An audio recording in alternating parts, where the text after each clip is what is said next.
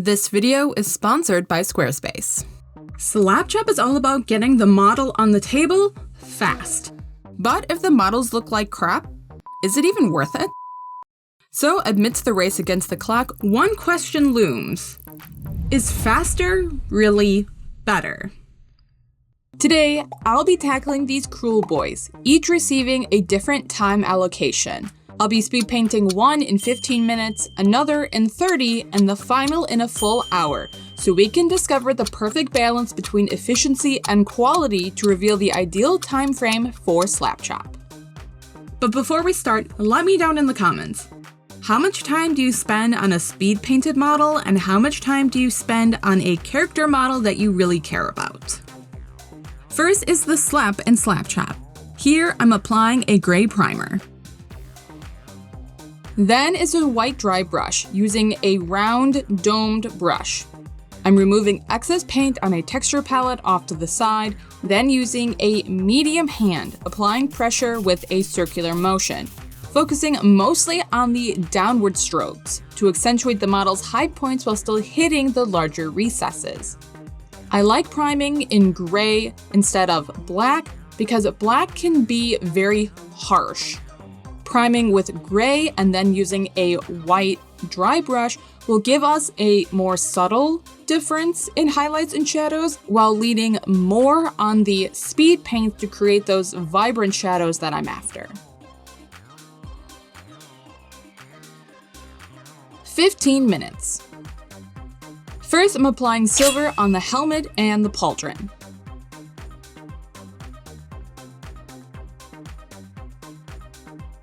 Then I'm using Ghillie Doo speed paint and a large round brush with a full belly and applying it to the skin. For the fabric, I'm using Murder Scene, pulling the brush towards the shadowed areas to intensify depth, allowing the paint to settle more densely in the recesses. This color was a bit splotchy, so I'll use a different pinkish purple shade on the next one.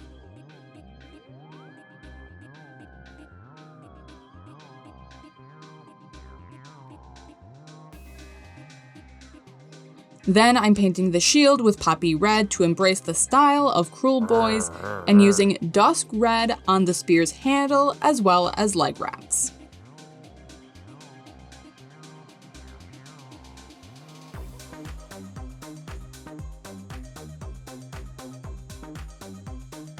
Lastly, I'm finishing off the silver with a black wash.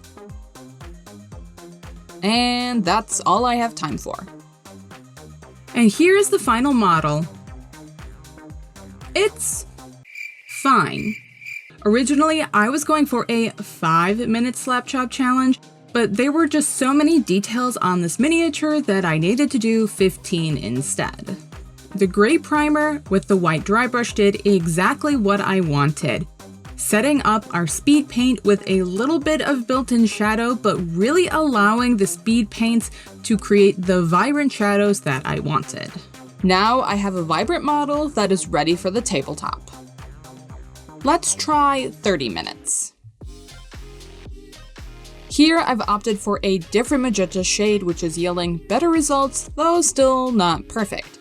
As before, I'm using the same technique of pulling the brush towards the shadow areas to intensify the darker tones.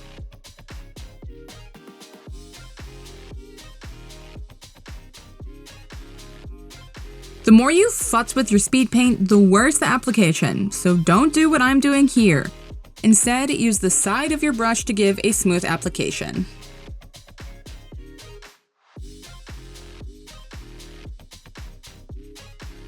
Moving on, I'm using red for the shield, green for the skin, brown for the staff and wraps, and silver for the blade, using the same colors as last time. Let's take a break from painting and talk about Squarespace, the all-in-one website and hosting platform that makes creating an online presence easier than ever. Start with one of their expertly designed templates, then customize to build your perfect website using their drag-and-drop system. It's so easy you'll have the time your fur babies require, which, if you're like me, is a lot. Whether you want to create a print-on-demand store, book appointments, or show off your work, Squarespace has everything you need. Check out squarespace.com for a free trial. And when you're ready to launch, check out squarespace.com/LylaMev for 10% off your first purchase of a website or domain. All right, back to painting. Now for the fun part. Since I have more time, I get to invest in some more details. I'm adding yellow to the top half of the shield, along the eyebrows, cheekbones, nose, and rivets on the forehead. Then I'm applying that same yellow to the top of the head, top of the shoulders, and top of the thighs, pulling the brush toward the center of each element. Wherever the brush pulls off the model leaves an extra dollop of paint. We can direct this excess paint to add vibrancy and opacity to the model by pulling the brush from the outside towards the inside of whatever we're painting. This turned out a little splotchy, but I don't have time to fix it. To create instant depth and definition, I'm applying the Citadel Wash Drakenhof Nightshade to the skin. Again, guiding the brush in the usual direction.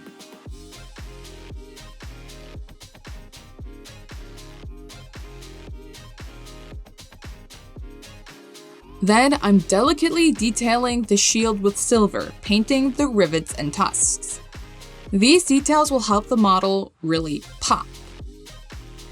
There's a line of what details will make a difference with the model on the tabletop.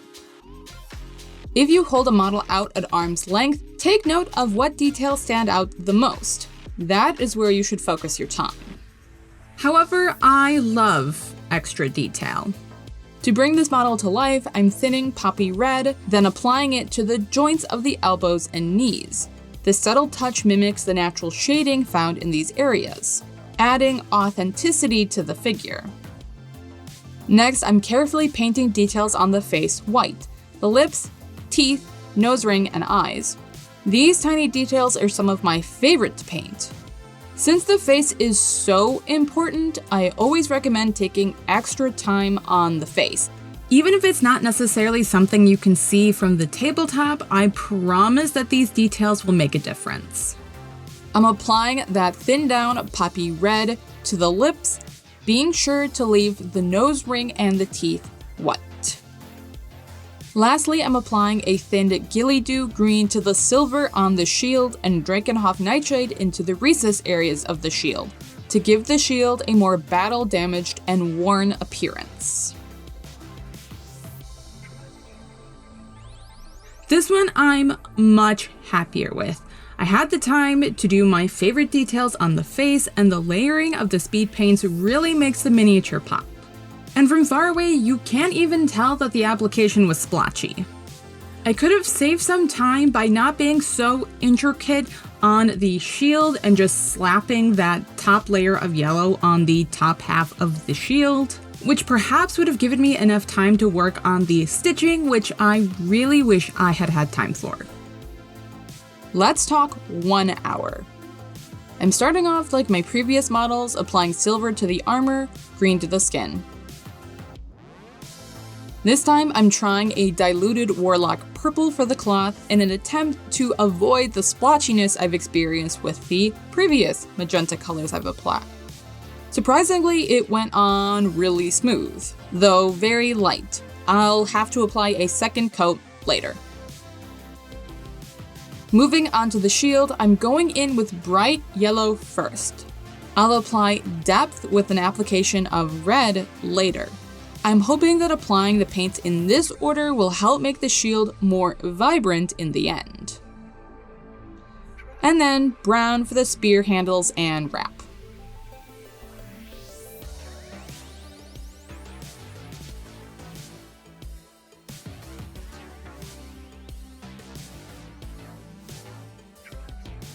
To help that cloth pop, here is a layer of undiluted Warlock purple.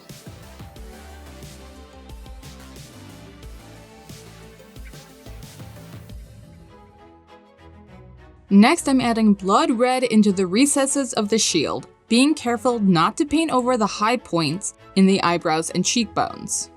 Working in this order definitely made the shield more vibrant.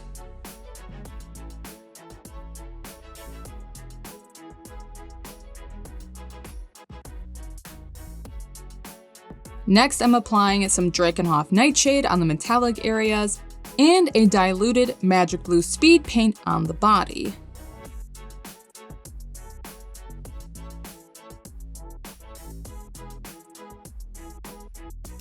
Here, I'm using the speed paint as a wash, directing it towards the shadows. The goal is to add interest while keeping the skin vibrant. Using Drakenhof Nightshade would greatly reduce the saturation of my green. So this is an attempt to keep my model as vibrant as possible.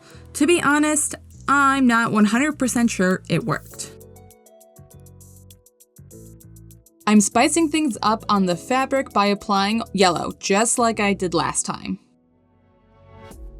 But again, it didn't go great, instead creating a bit of a splotchy mess. This would have been a perfect time to use Noosh like I did in this video if I had thought of it. Instead, I'm fixing the patchiness by creating a heavy glaze with opaque paint in a color near identical to that orange highlight, then glazing over any inconsistencies. It would have been so much faster to do this right the first time, but luckily I have the time to fix it. To add more realism, I'm once again adding blush to the joints with a diluted red speed paint.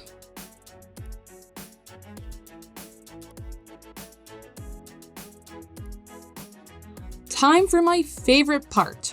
I'm adding light tan to the stitching, silver to the rivets and teeth of the shield, and white to the mouth, nose ring, and eyes, just like last time.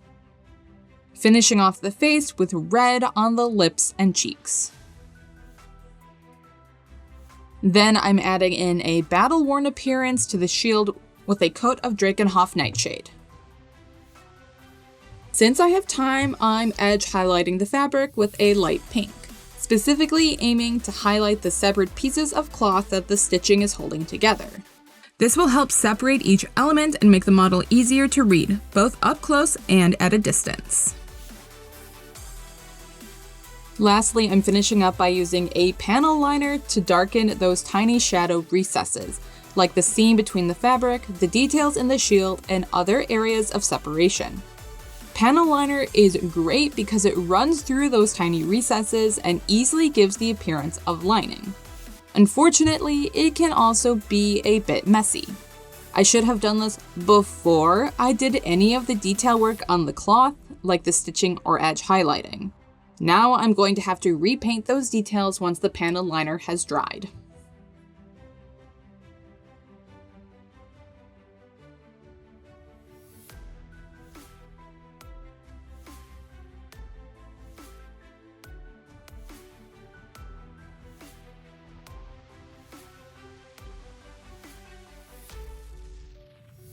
So where does that leave us? Well, it depends. If your goal is to just get the model on the table as fast as possible, then the 15-minute one is hard to beat. But I really think the extra 15 minutes in the 30-minute time allocation made a huge difference, especially since I found some ways to cut corners, and then I could have added my favorite detail from the 1 hour, which was the stitching. The one other thing that I liked in the 1 hour was the panel lining. However, directing your speed paints towards those cracks and crevices would accomplish roughly the same thing, just not as intense. So overall, the 30-minute one was definitely the winner. And like any speed painting technique, the more you do it, the faster you'll get. In time, perhaps I could cut my 30 minutes down to 25 minutes, or maybe even 20 minutes. Let me know your thoughts in the comments. If you like what I do, like, comment, subscribe. For $2, you can get access to a bunch of behind-the-scenes content on my Patreon. Thanks so much. I'll see you next time.